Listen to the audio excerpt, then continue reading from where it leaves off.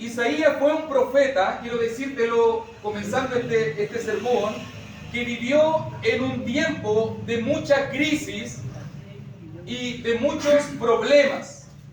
Son tiempos donde el pueblo de Dios está dividido. Recuerde que el libro de Isaías se desenvuelve aproximadamente en el 8º siglo, donde Israel estaba dividido en dos.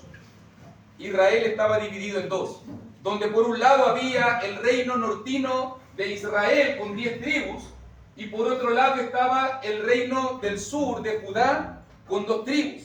Son tiempos de mucha depravación, de idolatría, donde el pecado se estaba enraizando profundamente en el pueblo de Dios.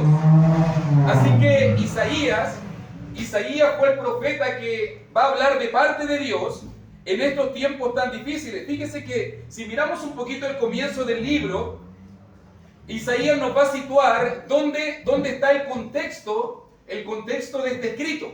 Y dice allí en Isaías capítulo 1, versículo 1, visión de Isaías, hijo de Amós, la cual vio acerca de Judá y Jerusalén en días de Usías, Jotán, Acaz y Ezequías, reyes de Judá. Ese es el contexto para que más o menos nos demos cuenta que Isaías tuvo la bendición y el trabajo de predicar la palabra en tiempos de estos 4 reyes. En tiempos de estos 4 reyes. Ahora, quiero llamar un poquito la atención. Nuestro pasaje va a encontrarse en capítulo 6. Noten 1:1, dice Usías. Y ahora nota por favor en capítulo 6, versículo 1.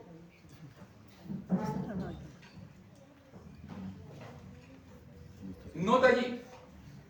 Isaías capítulo 6, versículo 1, dice: en el año que murió el rey Usías, vi yo al Señor sentado sobre un trono alto y sublime, y sus faldas llenaban el templo.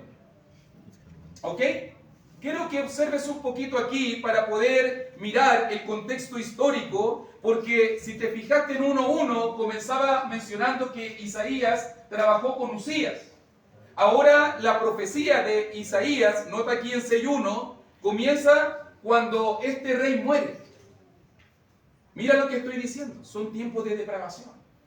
Son tiempos donde el pecado se está enraizando, donde las personas están haciendo lo malo, donde la idolatría, el paganismo, donde la adoración a dioses falsos, donde el pecado, la prostitución, la corrupción estaba perjudicando al pueblo de Dios. Usías es un buen rey. Usías, según lo que nos dice, solo como referencia, por si quieres anotarlo por allí, la historia de Usías aparece en 2 de Crónicas capítulo 26. Se dice de Usías que fue un buen rey. Hizo lo bueno, reinó 52 años. Fue un buen rey. Hizo mucho progreso hacia el pueblo de Dios.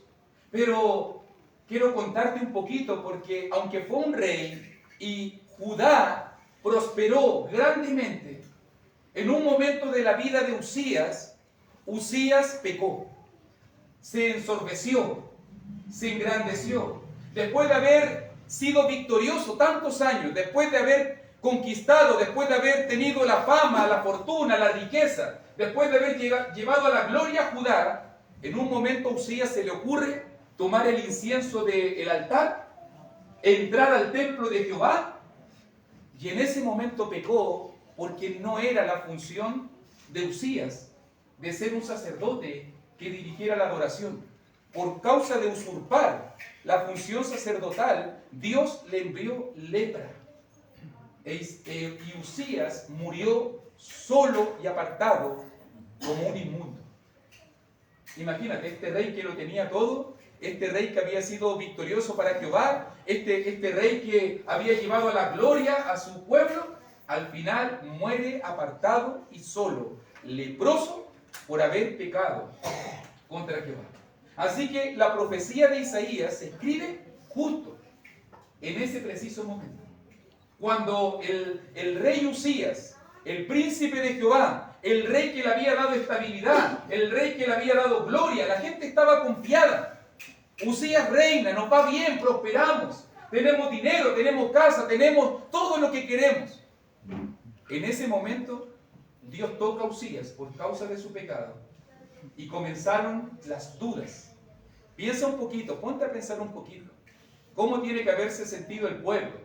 Ponte a pensar un poquito, ¿cómo tiene que haberse sentido Isaías? El rey que le daba estabilidad, el rey que nos ayudaba, prosperábamos, estábamos tranquilos. Incluso ellos seguían pecando. Total está Usías, que es el rey que pide por nosotros. Total está el profeta Isaías, él nos enseña de la palabra de Dios, pero ellos querían seguir pecando.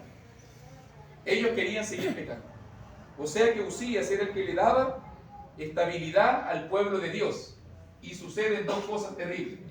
Número uno, se levanta el imperio asirio, que comienza a destruir, a aplastar y a conquistar. Y más encima, el único hombre que podía interponerse entre esos, Usías el rey, murió. Y ahora se levanta otro rey, totalmente depravado, totalmente pagano, que hace alejar al pueblo aún más a Dios. La pregunta que había en ese momento, ¿qué podemos hacer? ¿Dónde podemos encontrar ayuda? ¿Qué va a pasar con nosotros ahora? ¿Te has sentido así alguna vez en la vida? ¿Que pierdes tu estabilidad? ¿Que pierdes tu seguridad, tu prosperidad? ¿Cuántos de nosotros no hemos sido golpeados en los tiempos de la pandemia? ¿Cuántos de nosotros no hemos sido golpeados por tiempos de crisis, tiempos de incertidumbre, tiempos de preguntas, tiempos de cuestionamiento? ¿Qué voy a hacer? ¿Cuál es mi futuro? ¿Dónde voy a encontrar trabajo? ¿Cómo pago las cuentas? ¿Cómo puedo salir adelante en medio de todo esto? Esas eran las preguntas que habían en el pueblo de Dios en ese momento. Desesperación, angustia, turbación, miedo. ¿Has sentido esas emociones? ¿Dónde poner nuestra mirada, hermanito? Cuando vienen los tiempos de crisis. Te lo leo nuevamente. En el año que murió el rey Usías. Ahora murió el rey, ¿qué hacemos? El que nos ayudaba, el que nos bendecía, el que nos prosperaba. ¿Qué podemos hacer cuando toda nuestra seguridad se desvanece? ¿Te ha sucedido eso? Que de un segundo a otro tu seguridad desvanece y que en un momento un cambio en la circunstancia nos hunde profundamente en el miedo. ¿Has tenido miedo del mañana? ¿Cuántos de los que son padres o madres no tienen miedo del mañana? ¿Has tenido incertidumbre en la vida? ¿Has tenido dudas en tu corazón? ¿Qué voy a hacer? ¿Dónde trabajar? ¿Qué comer? ¿Dónde vivir? Esas son las preguntas que vamos a estar respondiendo hoy día. Y nótalo muy bien, porque en ese momento de dificultad, en ese momento cuando todos ponían la mirada a todos lados, ¿dónde encontrar ayuda? Isaías se encontraba en el templo. Y en ese momento cuando Isaías estaba en el templo, lo más probable en un atrio, en ese momento, dice el versículo 1, vi yo al Señor. ¡Qué maravilloso! En ese momento cuando Isaías tenía más miedo, más dudas del futuro, en ese momento vi yo al Señor sentado sobre un trono alto y sublime. ¡Qué afirmación más tremenda! ¿Te imaginas lo que está diciendo este pasaje? Vi al Señor. ¿Qué tiene que haber visto Isaías? ¿Qué tiene que haber visto? Lo más probable es que Isaías tenía dudas, tenía inquietudes del futuro. Pero en ese momento, cuando murió el rey Usías, Isaías vio al verdadero rey. ¡Qué lindo! Cuando murió ese rey terrenal, donde todos ponían la mirada, donde todos estaban basando su seguridad, su futuro, en ese momento vio al rey verdadero. ¿No es maravilloso pensar que existe el rey verdadero, hermanito? No estamos solos, no estamos desamparados, todavía hay esperanza, aunque muera el rey. Isaías me está diciendo en simples palabras, en versículo 1, mis ojos contemplaron al único y verdadero Rey soberano, al eterno, al que tiene control sobre todas las cosas. Imagínate lo que está sucediendo, hermanito. Esto es hermoso para nosotros, porque aunque muchas veces muere el hombre, aunque muchas veces nos enfermemos, aunque muchas veces pasemos crisis, aunque muchas veces tengamos necesidad, enfrentemos dolor, angustia, sufrimiento, nuestro Rey vive. Nuestro Rey vive. Y Él está sentado en su trono y Él tiene control de todas las cosas. Por eso es que el primer punto que vamos a estar observando en esta mañana tiene que ver con quién es Dios realmente. Porque cuando estamos inseguros de la vida, cuando estamos pasando problemas, ¿has llegado con problemas hoy día a esta reunión? ¿Estás enfrentando tal vez una crisis? ¿Tal vez tienes dudas del mañana? ¿Tal vez estás orando, llorando y no hayas una respuesta? La primera cosa que queremos aprender aquí en Isaías es quién realmente es Dios para que nuestra fe crezca. Para que pongan la mirada en el lugar correcto. Porque normalmente nosotros ponemos la mirada ¿dónde? En un jefe, en un trabajo, en un bien raíz, en una oportunidad, en la familia, en las cosas materiales. Pero cuando Isaías vio que todo esto se derrumbó, ¿dónde podía poner la mirada? ¿Dónde tienes que mirar tú y dónde tengo que mirar yo? Tengo que poner mi mirada en el Rey maravilloso. Amén. Tengo que poner mi mirada en Jehová de los ejércitos. Cuando todo se destruye, cuando las circunstancias cambian, hermanito. Eso es lo que está pasando aquí en Isaías capítulo 6. Me pregunto, en medio del dolor y de los problemas, ¿dónde estás poniendo tu mirada, hermanito? ¿Dónde estás mirando realmente? ¿Hay miedo, hay desesperación, hay angustia en tu vida? ¿Dónde estás poniendo tu mirada? ¿Estás poniendo la mirada en Usías? ¿En el rey de este mundo? ¿O estás poniendo tu mirada en el Señor? Estás mirando al Señor como lo vio Isaías ahí en capítulo 6. Nuestra confianza, hermanito, nuestra confianza no debe estar en gobernantes. Nuestra confianza no debe depender de la política o de partidos o de sistemas. Nuestra confianza no está en los médicos, nuestra confianza no está en vacunas, nuestra confianza no está en el dinero, nuestra confianza no está en lo material, nuestra confianza está en el Rey eterno. Esa es la fe del cristiano, esa es la confianza del Hijo de Dios. La gente hoy en día ve el mundo y se desanima, claro que sí. Hay injusticias, claro que sí, si aquí no está la justicia verdadera. ¿Por qué quiere buscar justicia donde no hay justicia verdadera? ¿Por qué quiere buscar equidad? ¿Por qué quiere buscar éxito? ¿Por qué quiere buscar felicidad donde no se encuentra la felicidad?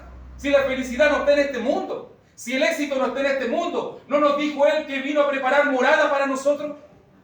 ¿No nos dijo Él que está preparando cielos nuevos y tierra nueva donde mora la justicia? ¿Por qué entonces la esperanza del cristiano está en este mundo? ¿Por qué muchas veces me afano por las cosas de este mundo? ¿Por qué muchas veces me debilito por las circunstancias de este mundo entonces? Tal vez estoy mirando la vida como la miraron los israelitas en el tiempo de Isaías. ¿Dónde mirar? ¿Dónde está mi socorro? ¿Quién me va a ayudar? Y en ese momento Isaías puso su mirada firme en el Señor. Vi yo al Señor en un trono alto y sublime. Nota muy bien que dice allí en un trono alto y sublime, implicando que el Señor está por encima de todos los reinos, que está por encima de todos los tronos, que está por encima de cualquier rey, está por encima de cualquier autoridad. Dios está por encima de todo. Él es el Rey soberano.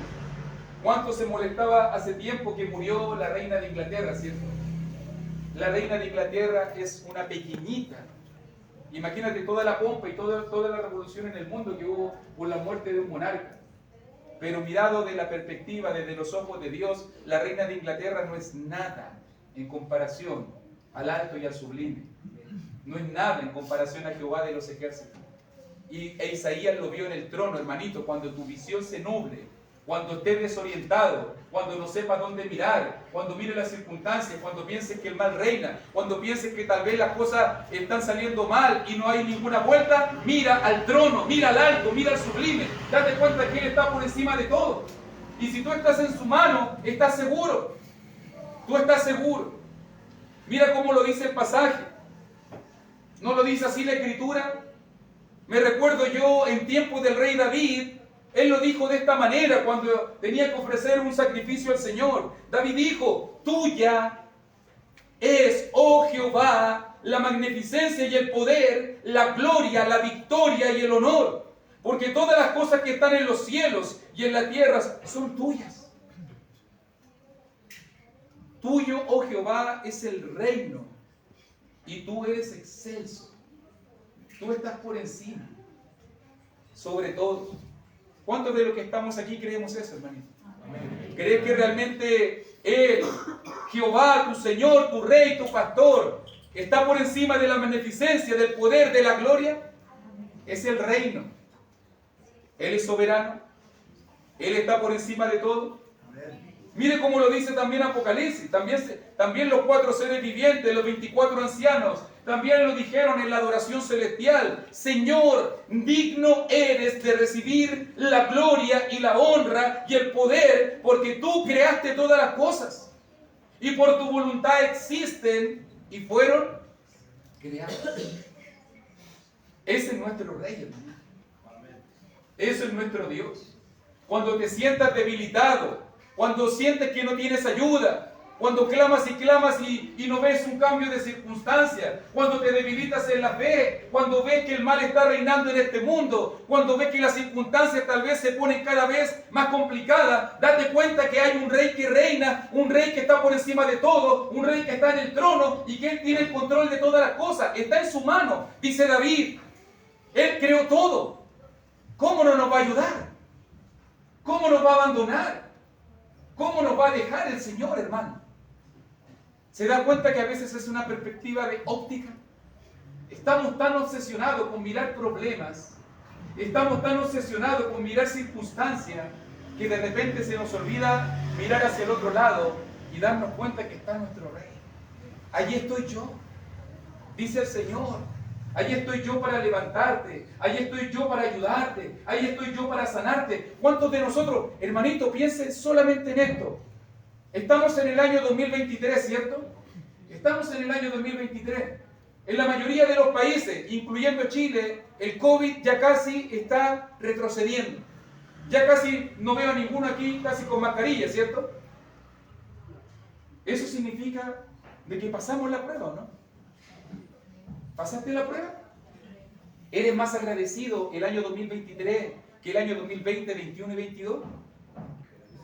¿Eres más agradecido porque Dios te sacó sano y salvo de ese COVID? Estás vivo. Millones murieron. ¿Has pensado en eso? ¿Tienes comida en tu mesa? Hay millones que están muriendo de hambre. Y el Señor te está prosperando en el año 2023, aun cuando mucha gente está muriendo de hambre. Hay crisis política, hay crisis económica, vivimos estable, vivimos bien, vivimos tranquilamente sin problemas. La mayoría de nuestros países viven tranquilos. ¿Te has dado cuenta que Dios ha sido muy bueno contigo todos estos años? Ha sido bueno Dios contigo, ¿no? ¿Estás agradecido por eso? Amén. ¿Estás sirviéndole más? ¿Te estás entregando más? ¿Estás ofreciéndote más? ¿Te has dado cuenta que Dios te libró de la muerte? ¿Para qué usted cree que Dios nos libró de la muerte? ¿Para qué usted cree que Dios te está prosperando, te está ayudando, te está dando una buena vida? ¿Usted cree que es para vivirla para ti mismo? ¿O para poder ayudar a otros a que encuentren la verdad? Piensa solo en eso, todo lo que Dios está haciendo. Ya yo hoy día estar vivo aquí paradito delante de ustedes es una bendición de Dios. ¿Qué voy a hacer por la bendición que Dios me está dando? ¿Y qué quiere hacer la gente? La gente quiere vivir en el egoísmo. La gente no quiere servir a Dios. La gente no quiere sacrificarse. No queremos predicar el Evangelio. No queremos colaborar en la obra de Dios. Queremos hacer lo justo y necesario. No queremos involucrarnos en la obra. Y la pregunta que yo me hago, ¿hemos entendido la prueba que Dios mandó a este mundo? ¿Hemos entendido de que Dios remeció a este mundo con una enfermedad para que nosotros salgamos fortalecidos y mejores y no peores? Y cada vez más fieles, y cada vez más firmes. Esa es la idea del pasaje, nótalo bien. Dice ahí en el versículo 2, donde estábamos leyendo también, de que el Señor llenó las faldas de su templo, y por encima de él había serafines. Note muy bien la idea de llenar las faldas del templo. La idea es mostrarnos la majestad, la grandeza, el poder, la excelencia de nuestro Dios. También nos muestra en esa escena tan maravillosa, en esa visión que vio Isaías, los serafines. Los serafines son seres espirituales, si tú te lo preguntas, seres espirituales poderosos y que están al servicio de Dios. Normalmente cuando se mencionan estos seres especiales, son seres espirituales que están dedicados a la alabanza y a la exaltación de Dios. Siempre cuando vemos a los serafines, ellos alaban, ellos glorifican, ellos exaltan el nombre de Dios. Incluso, debemos decirlo así, son los que están más cerca. Son los que están más cerca del trono de Dios. Ellos tienen 6 alas, si notaste el texto bíblico. Nos dice que con 2 alas cubren su rostro, con 2 alas cubren sus pies, con las otras 2 alas vuelan. Y si te fijas muy bien, como están en la presencia de Dios, y ellos, ¿qué es lo que deben hacer porque están delante de la presencia de Dios? Cubrir sus rostros. Ellos no pueden ver la grandeza ni la gloria de Dios. Si tú te fijas bien en el pasaje, está implícito que lo único que queda al descubierto es su boca, sus labios. Sus labios que proclaman, sus labios que glorifican, sus labios que exaltan la grandeza de nuestro Dios. Recuerde que nadie puede ver directamente a Dios. Recuerde que nadie puede ver la gloria de Dios. Ni los serafines tienen que cubrir su rostro para no ver la grandeza de nuestro Dios. Lo único que está abierto es su boca. Y dice allí, versículo 3, dice allí, versículo 3, y el uno al otro daba voces diciendo, Santo, Santo, Santo, Jehová de los ejércitos, toda la tierra está llena de su gloria. Nótalo muy bien. ¿Por qué razón estos seres espirituales, por qué razón los serafines no cubren sus bocas? Míralo allí en el texto bíblico, porque ellos alaban al Rey. Nota muy bien cómo ellos alaban al Rey. Santo, Santo, Santo, Santo y 3 veces santos. Es interesante que los judíos normalmente utilizaban la repetición como una manera de usar superlativos. O sea, cuando repetían algo, es que querían enfatizarlo y sobreenfatizarlo. Por si acaso. Por eso escuchamos frases como Rey de Reyes, Señor de Señores. Para que tú te des cuenta que eso es una idea que se exalta, se sobreexalta, una idea superlativa.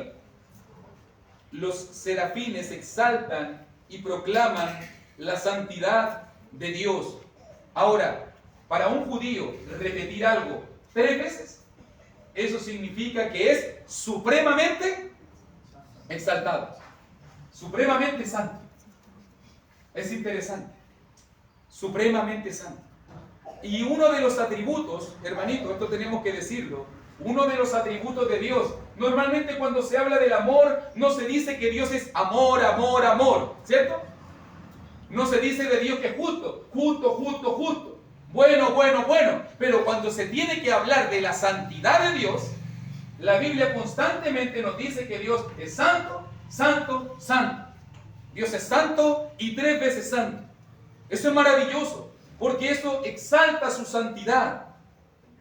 Dios es completamente santo, mi hermanito. Dios es completamente limpio. ¿Qué significa la santidad? Si te lo quieres preguntar. Incluso, mire, hay otro texto bíblico que lo repite por si acaso, para que lo tenga como referencia. Apocalipsis capítulo 4, versículo 8. También los 4 seres vivientes, también en la adoración celestial, allí en Apocalipsis 4, también dicen, Santo, Santo, Santo, es el Señor Dios Todopoderoso, el que era, el que es y el que ha de venir. Santo, Santo, Santo. No es la única vez que aparece en Isaías, también aparece en Apocalipsis, por si acaso. Incluso si tú lees el libro de Isaías, me di el trabajo de hacer eso. 30 veces Isaías habla de la santidad de Dios. 30 veces. Para que tú te des cuenta que es un concepto sumamente importante. Refiriéndose a Dios. Dios es santo, santo, santo y 3 veces santo. La idea de santidad es que Dios es completamente diferente. es totalmente apartado de su creación. No hay nada en este mundo que pueda igualar o que pueda compararse a la santidad a nuestro Rey. Nada. Él es perfectamente puro. Él es perfectamente santo. Es inigualablemente limpio. No hay nadie que se le compare. Sin mancha. Sin contaminación. Dios es completamente apartado del pecado. Me recuerdo por ahí, viene a mi mente 1 de Juan 1:5, donde dice que Él es luz y no hay tinieblas en Él. No hay tinieblas en Él. Qué maravilloso es pensar en la santidad de Dios, ¿cierto? Pero al mismo tiempo, qué desafiante es pensar en la santidad de Dios. Porque como un Dios santo puede tener contacto y comunión con gente como nosotros. Eso yo me lo pregunto. ¿Cómo un Dios santo puede tener comunión con nosotros? Que somos inmundos, que tenemos malos pensamientos. Isaías lo va a decir. Cuando Isaías vio a Dios, Isaías va a decir lo mismo que estoy diciendo yo. Es increíble. ¿Cómo Dios puede y quiere tener comunión contigo, sabiendo que somos inmundos? Y Él es perfectamente santo. Su esencia, hermanito, su naturaleza es la santidad. Y quienes quieren, y esto te lo voy a decir claramente, y quienes quieren tener comunión con Dios, deben aprender a vivir en santidad. Deben aprender a vivir en santidad. Es así, tan simple. Si tú quieres vivir en la presencia de Dios, si tú quieres adorar dignamente y rectamente al Señor, usted tiene que aprender, yo tengo que aprender a vivir la santidad. Nota que se menciona ahí en el pasaje, note ahí que se dice, Santo, Santo, Santo, Jehová de los ejércitos. Jehová de los ejércitos es un título de batalla. Eso significa que Dios está listo y preparado, que Dios está dispuesto a aplastar, que Él es el Dios de la batalla. Él está dispuesto a castigar y destruir a todos aquellos que no quieran vivir rectamente. Él es Jehová de los ejércitos. Es cierto que es el Dios de paz y el Dios de amor, pero para aquellos que no quieran vivir en paz y amor con Dios, Dios es el Jehová de los ejércitos y está listo y preparado para castigar y ajusticiar a todos aquellos que van contra la voluntad de Dios. La voluntad de Dios. No solo eso, también dijeron los serafines que la tierra está llena de su gloria, y tan grande, tan maravillosa fue esta visión, que hasta los quiciales, hasta el mismo templo de Jehová, fue conmovido por tremenda imagen, por tremenda visión. Fíjese allí, esto describe el poder, la presencia, la gloria del Señor. La creación está llena de la gloria de Dios, ¿cierto? Amén. La creación. ¿Quién es nuestro Dios entonces, mi hermanito? Para que vamos viendo. Él es el Rey. ¿Quién es nuestro Dios? Él es el Rey que está por encima de todos los reyes. Amén. Amén. ¿Es tu Rey el que está por encima de todo? Amén. ¿Estás en su mano seguro, cierto? Amén. ¿Él es santo y 3 veces santo? Amén. ¿Él es el que está a cargo de la creación? ¿Él es el que tiene toda la gloria, el poder y la majestad? Amén. Por eso estamos en este lugar, ¿cierto? Amén. Reunidos para adorar y exaltar la grandeza y la magnificencia de nuestro Dios. Pero la pregunta que voy a hacer ahora es la pregunta incómoda. Aquí viene la pregunta incómoda. Ya vimos quién es Dios, ¿cierto? Ahora nos vamos a ver nosotros. Ahora vamos a vernos al espejo. Aquí viene el espejo. Porque Isaías vio la gloria de Dios, vi yo al Señor. Isaías vio al Rey eterno, al que estaba por encima del trono, al que estaba en el trono alto y sublime, vio su gloria, vio su magnificencia, vio a los serafines, los seres más exaltados de la creación, adorando y exaltando a Dios. Y ahora, nota lo que va a suceder. Versículo 5. ¿Quiénes somos nosotros? Versículo 5. ¿Qué dice ahí? Entonces dije, ay de mí que soy muerto, porque siendo hombre inmundo de labios y habitando en medio de pueblo que tiene labios inmundos, han visto mis ojos al Rey Jehová de los ejércitos. ¡Ay de mí! Nótalo muy bien. Esto es interesante. Vamos a observar la reacción que tuvo Isaías al ver al Señor. ¿Te afecta esta visión? ¿Te das cuenta la grandeza de lo que Isaías vio en ese momento, cuando las dudas, cuando los problemas, cuando las turbaciones, cuando las necesidades llegaban a su vida? Él necesitó restaurar su visión. Él vio al Señor, pero cuando vio al Señor, también él se vio a sí mismo. Y se dio cuenta que él no era la persona adecuada para estar delante de Dios. ¿Cuál fue la reacción de Isaías? Nótalo bien. ¡Ay de mí! ¡Ay de mí! Cuando Isaías se ha dado cuenta, cuando por ejemplo uno está en un celular, de repente me pasó el otro día en el Peñón, que quise subir con lente y iba como los astronautas caminando, iba como los astronautas en la luna, iba así porque me puse los lentes y la visión del escalón y la visión de acá arriba me dejaron mareado. No tenía una visión clara, tuve que sacármelo, dije ya, miremos mejor. Me quedan todavía 700 escalones, así que no puedo marearme en el primer escalón, ¿cierto? Sería el peor, sería una niña, me mareo en el primer escalón. Entonces me saqué los lentes y pude ver mejor, porque estaba con doble óptica y no tenía un enfoque correcto. Yo creo que pasa lo mismo acá. Isaías de repente ve la visión, comienza a darse cuenta delante de quién está, comienza a ajustarse el lente y de repente se da cuenta delante de quién está. Y dice, wow, esto está a otro nivel. Y en ese momento, cuando se comienza a dar cuenta delante de quién está, comienza a sentirse sucia, comienza a sentirse vil, comienza a sentirse pecador. ¿Quién es Dios? Pero realmente, ¿quién soy yo? Y mira, porque encontré algo súper interesante en el libro de Isaías. Si quiere me acompaña, si quiere lo ve conmigo. Pero mire, porque esta frase no se repite solo una vez. Mire, por ejemplo, si recorremos nosotros de Isaías capítulo 1 hasta el capítulo 5, varias veces, te lo voy a decir de esta manera simple, varias veces Isaías, como era un tiempo de depravación, de pecado, de turbación, varias veces cuando Isaías miraba a la gente, por ejemplo, dice allí en el capítulo 3, versículo 11, ¡ay del impío!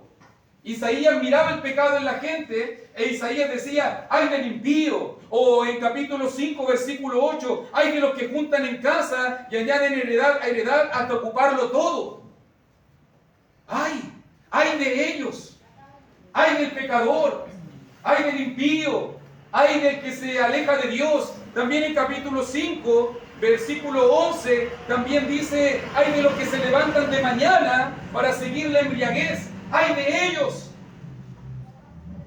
Versículo 18, ¡ay de los que traen iniquidad con cuerdas de vanidad y el pecado como coyundas de carreta! ¡Ay de ellos! Mira lo que Isaías está haciendo. En el 3:11, 5:8, 5:11, 5:18. ¡Ay de los pecadores! 5:20. Pasaje muy actual. ¡Ay de los que a lo malo dicen bueno y a lo bueno malo, que hacen de la luz tinieblas y de las tinieblas luz, que ponen lo amargo por dulce y lo dulce por amargo! ¡Ay de los que a lo malo dicen bueno! También 5:21, ¡ay de los sabios en sus propios ojos y de los que son prudentes delante de sí mismos! Y 5:22 y 23, ¡ay de los que son valientes para beber vino y hombres fuertes para mezclar bebida! ¿Te das cuenta lo que está sucediendo? Mira lo que voy a decir. Cuando Isaías ve al pueblo, cuando Isaías ve a las personas, Isaías dice, ¡ay! ¡Ay de ellos! ¡Ay del pecador! Isaías lanza su dardo contra las personas. Él ve a la gente y ve los pecados. ¿Somos así nosotros, no? ¿Somos así nosotros, no? ¿No somos así nosotros? ¿O estamos delante de puro santo? Puro super santo. ¿Somos así nosotros?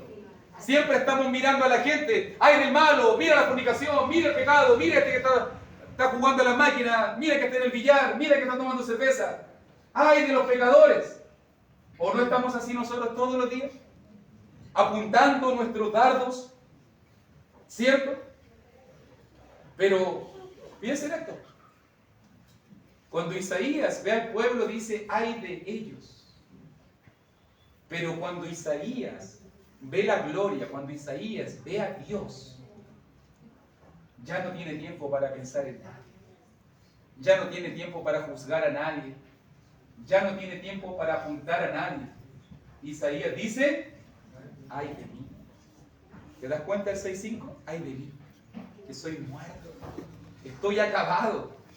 Estoy perdido delante de este Dios santo. Es interesante. ¿Cuánto tenemos que aprender?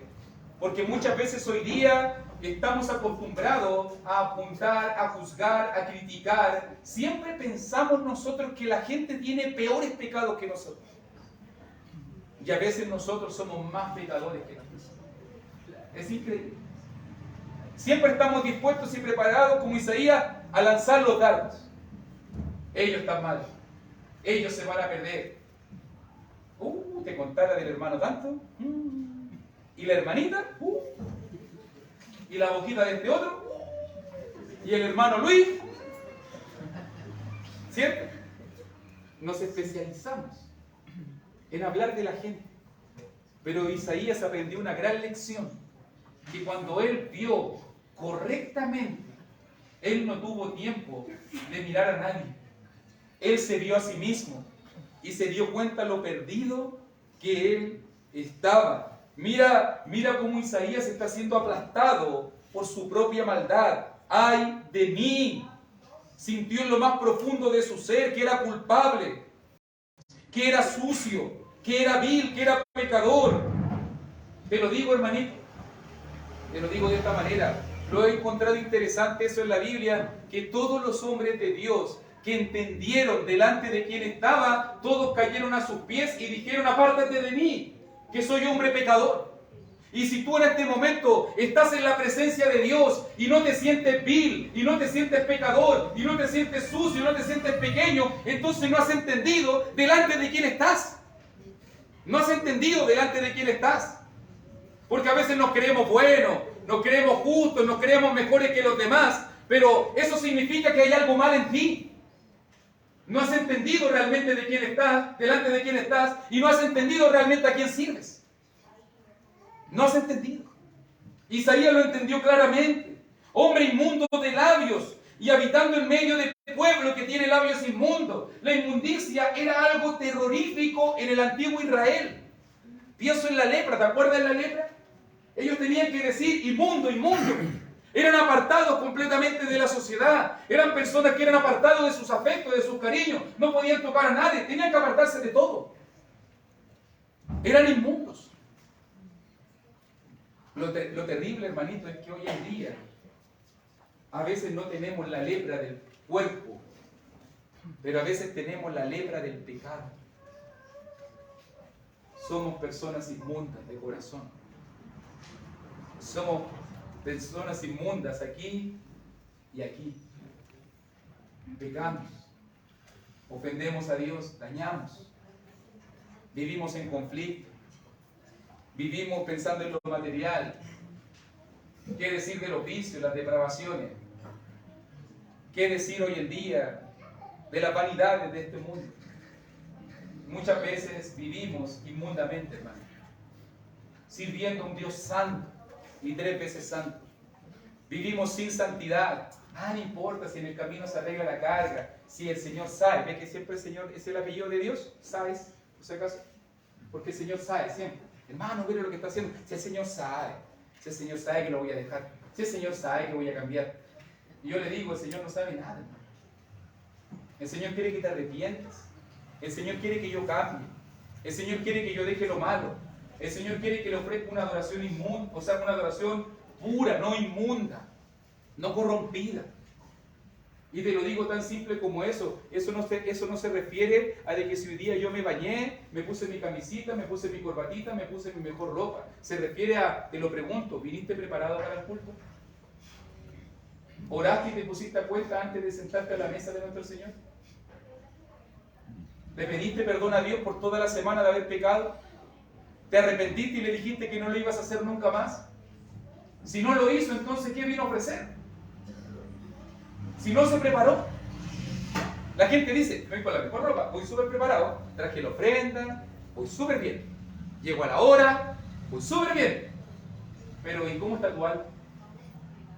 Es el Señor Santo, ¿no? Se merece una adoración santa, ¿no? Se merece lo mejor de nuestras vidas, ¿no? Entonces tiene que haber mayor preocupación. Y no tanto tal vez la vestimenta. Porque una persona puede venir al culto muy humildemente, pero esa persona puede ser muy limpia y pura de corazón.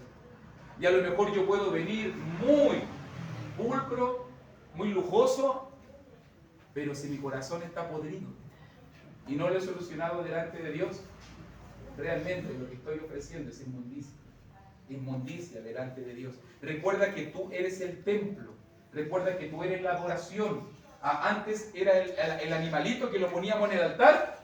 Ahora el animalito del altar eres tú. ¿Y se acuerda cómo tenía que ser el animalito? Puro, santo, sin mancha, sin defecto. Ahora tú eres la adoración. Y a veces no lo entendemos.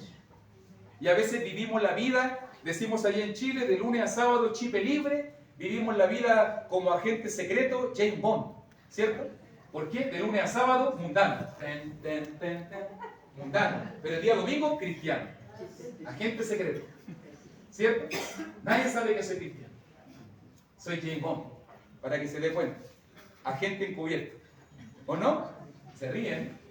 Y espero no tener ninguno James Bond por acá, ¿cierto? Yo creo que aquí no hay, ¿cierto? La verdad no.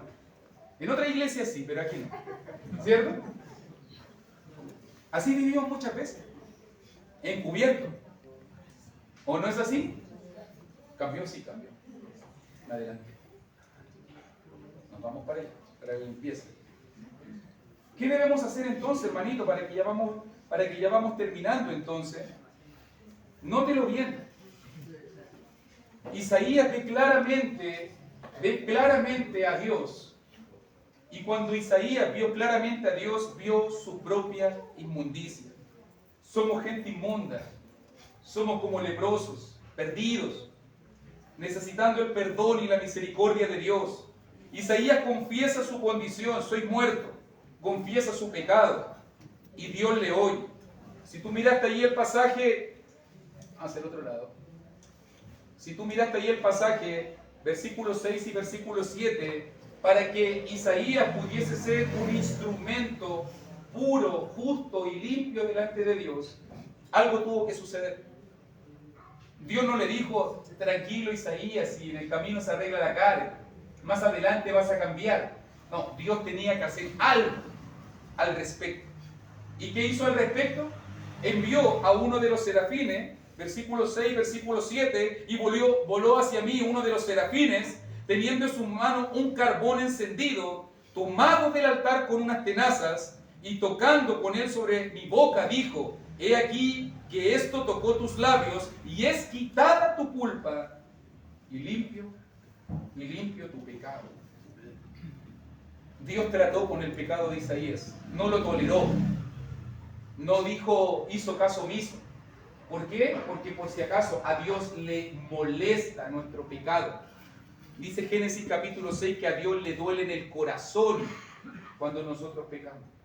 A Él le afecta profundamente porque no nos ha creado, ni te ha bendecido, ni te ha ayudado tanto, ni ha estado contigo en cada momento de tu vida para que usted viva en el pecado. No es el propósito de Dios, que yo viva en el pecado. Que pecamos, tenemos que ser honestos, podemos tropezarnos, podemos caer en algún momento, pero hay gente que le encanta quedarse en el suelo, ¿cierto? Hay gente que le encanta practicar el pecado y no quiere arrepentirse y no quiere cambiar. Y Dios quiere hacer algo al respecto, y por eso manda a uno de sus serafines al altar, allí mismo, muy cerquita. Mira lo que está pasando. Está el altar donde está ese fuego que nunca debe ser apagado, Levítico 6, 2 y 13, y desde ese altar donde está el carbón encendido, donde se ofrecía el holocausto, el serafín toma un carbón y va a, en este caso, a cauterizar, voy a decirlo usando un término médico, a cauterizar el pecado en la vida de Isaías. ¿Qué podemos aprender en esta imagen, hermanito? Por si acaso, ese carbón era donde se ofrecía el cordero, era el carbón del holocausto. Así que había sido santificado y rociado cientos de veces con la sangre de corderos que cubrían el pecado en ese tiempo de los israelitas. Así que Dios toma de ese lugar para poder limpiar, cubrir y perdonar la falta de Isaías. ¿Se ha dado cuenta que para estar en la presencia de Dios, hermanito, lo primero que tenemos que hacer es quitar el pecado? ¿Sabe por qué comenzamos nosotros orando por el perdón de pecados? Y yo le decía mucho a Juan Carlos, creo que siempre la primera oración de cada culto y de cada servicio y de cada momento de adoración al Señor es preguntarnos cómo estamos. Y si no estamos correctos, entonces arrepiéntete, humíllate, pídele perdón a Dios y entra a su presencia limpiamente. Porque si no, acuérdese lo que le pasó a Nadab y Abiú, acuérdese que eran sacerdotes, acuérdese que estaban ofreciendo adoración, acuérdese que a Dios le molestó de que ellos estuviesen pecando en su misma presencia y cayó fuego del cielo y los mató ahí mismo. Los mató ahí mismo. Porque a Dios le molesta que la gente tome con irreverencia su santo lugar, su lugar de adoración, que la gente no tome responsabilidad realmente de lo que está haciendo. ¿Se acuerda cuando Moisés estaba mirando la zarza ardiente? Y en ese momento Moisés, el Señor, me está hablando el Señor. Calmado ahí, be quiet, diría Humberto. Calmado ahí. Quita las sandalias de tus pies. ¿Por qué? Porque el lugar donde tú estás es tierra santa.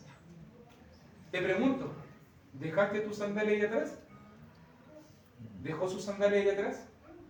Porque entramos a tierra santa. En este momento estamos en tierra santa. No este lugar. Esto no. Recuerde que nosotros somos los templos.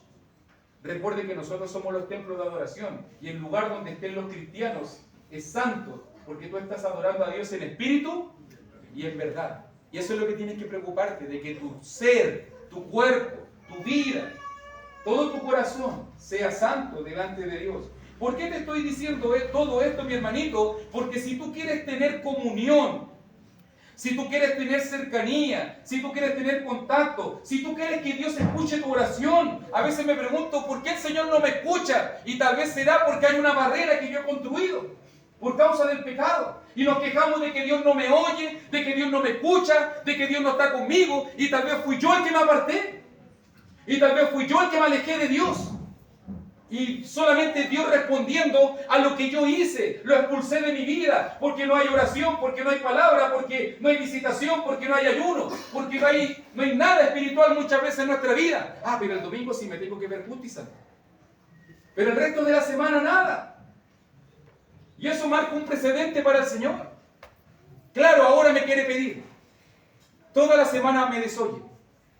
Nunca escucha mi voz. Nunca quiere estar conmigo. Cuando le pido sacrificio, nunca quiere. Pedirle que venga a un estudio, que del terror. ¿Cierto? Muy duro. Hay que hacer sacrificio. Imagínense a Jesús por la cruz. Que pensando que la gente diga que es sacrificado ir al estudio bíblico. Y Jesús dice, y la cruz, y que te maten. Tú tenés que tomar la buceta nomás. Nada más. Nada más que eso. Tienes que apartar el tiempo, ¿no? Nada más que eso, no vas a morir. Vas a volver a llegar a tu casa a descansar. Vas a llegar a tu casa a hacer tus cosas.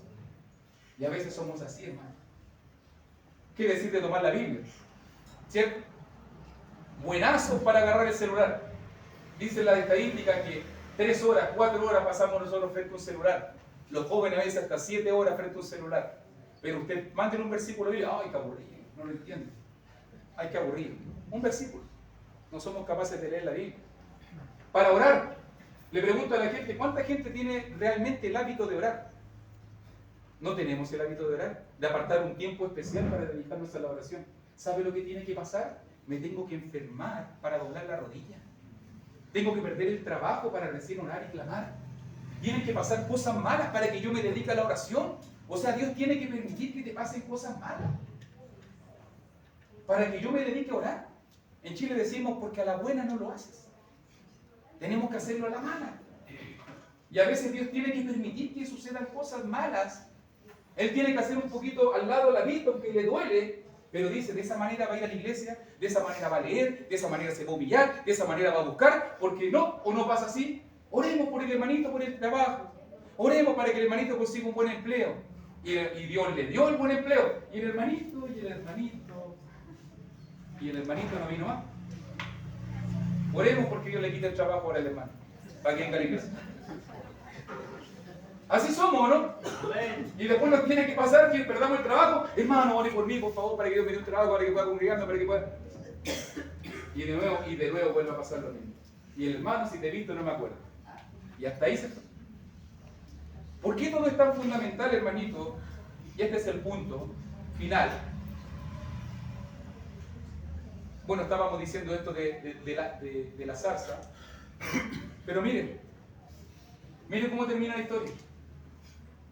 Porque allí en el templo donde estaba, en ese momento Isaías escuchó una conversación. Yo de verdad lo he analizado, y yo digo, estoy maravillado. Había pasado desapercibido muchos años para mí. Está escuchando una conversación de la divinidad. Fíjese cómo lo dice allí, versículo 8. Después oí la voz del Señor, a quien enviaré, singular, y quién irá por nosotros, plural. Está hablando de singularidad y pluralidad al mismo tiempo. O sea que Isaías está escuchando una conversación de la divinidad.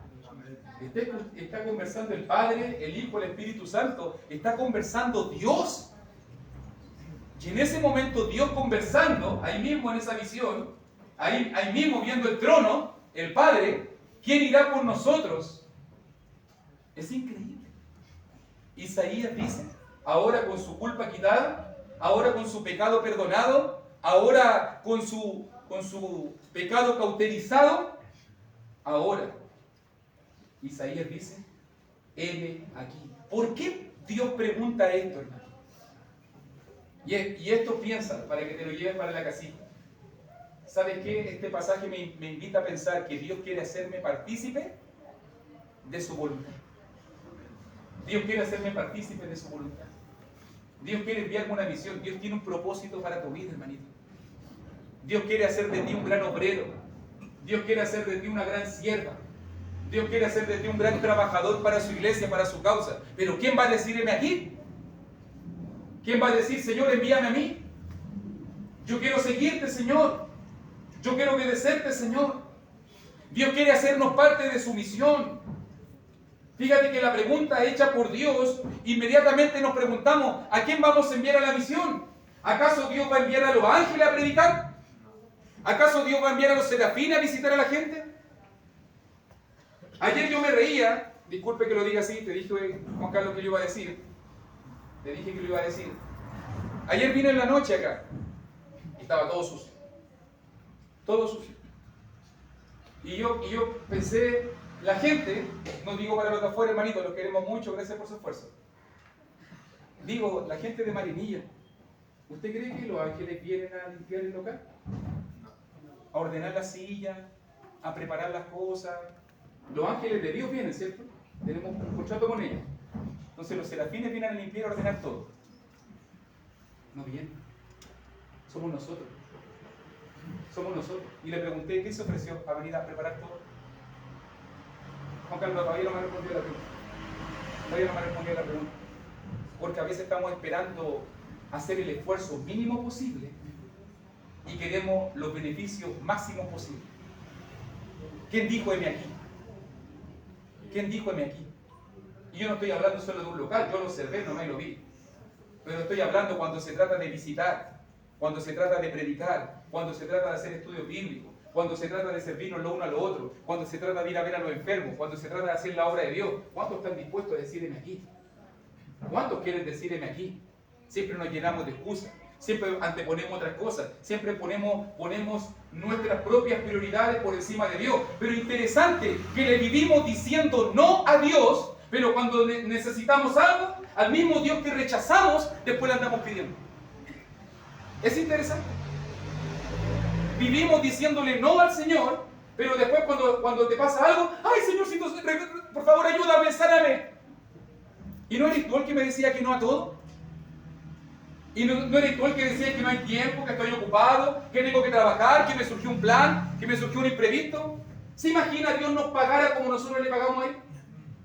¿Se imagina Dios nos respondiera de la misma manera como le respondemos a Él? Si no es el hermano Juan Carlos, no es Hernán, no es Conrado, no son ellos los que están aquí. La obra es de Dios. La obra es de Dios y es lo mismo en las distintas congregaciones. La obra es de Dios. Y si Dios nos necesita, uno tiene que decirle sí o no a Dios. A Dios le dijiste que no, a Dios le dijiste que sí. Y después tú vas a tratar con ese mismo Dios. Y después Dios te va a decir, ¿por qué me dijiste que no? Y ahora yo tengo que decirte que sí cuando estás enfermo. Si tú me vivís diciendo que no, y ahora que no tienes dinero, ahora yo te tengo que decir que sí. ¿Se da cuenta que a veces no, cómo le pagamos a Dios? Heme aquí. Cuando Isaías entendió todo, dijo, yo estoy aquí disponible. ¿Cuántos hermanitos de esta reunión están disponibles para Dios? ¿Estamos disponibles para Dios? Amén. ¿Queremos que Dios haga una obra? Realmente, aquí en Marinilla, en el Oriente, en Guarne, en el Carmen. ¿Queremos que Dios haga en el Peñón? ¿Queremos que Dios haga una obra grande en nuestras vidas? Entonces, entiende quién es Dios. Date cuenta quién eres tú. Date cuenta de tu pecado. Soluciona tu vida para tener comunión con un Dios de santidad. Debes vivir en santidad. Y entonces, ofrécete. Y comienza a ser útil, porque Dios tiene un plan para tu vida. Dios tiene un propósito. Dios te trajo a la iglesia con un propósito definido y establecido. Dios quiere hacer de ti un obrero, una sierva, un hombre y una mujer entregado para Él. No te trajo para que te sientes. No te trajo para que otros te sirvan. Dios te trajo aquí para que tú sirvas a los otros. Para que llamemos a muchas más personas a la salvación. Dios nos considera obreros útiles. Dios nos considera y nos involucra en su misión. Así que Dios nos ayude, hermanito. Solamente que Dios nos ayude. Después de esta palabra, ¿cómo se siente delante de este rey? ¿Te sientes pequeño? ¿Se siente vulnerable? ¿Se siente pecador? Pero sobre todo, el Señor nos está llamando. ¿Quién se animará? ¿Quién se animará a aceptar el desafío y el llamado del Señor? ¿Quién lo va a aceptar? ¿Amén? ¿Quieres ser un siervo fiel para Dios? El Señor te necesita, hermano. Este mensaje es necesario.